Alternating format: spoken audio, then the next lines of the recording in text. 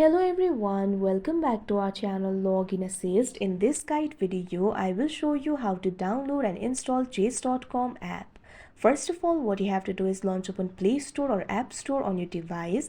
If you're using the Apple device, simply open the App Store. If you're using Android device, open the Play Store. Here I'm just going to open the Play Store.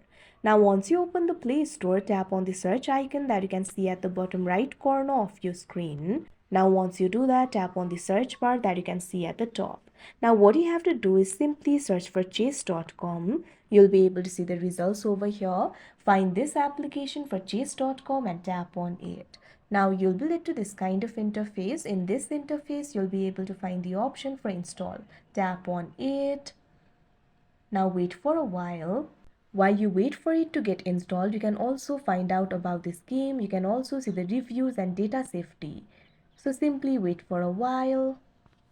Now after a while, you can see over here the chess.com application will be installed. You can simply tap on the play option in order to start playing. So like this, you'll be able to download and install the chess.com app. So that is how you download and install chess.com app. I hope you found this video helpful. Thank you for watching. Make sure to like, share and subscribe to our channel.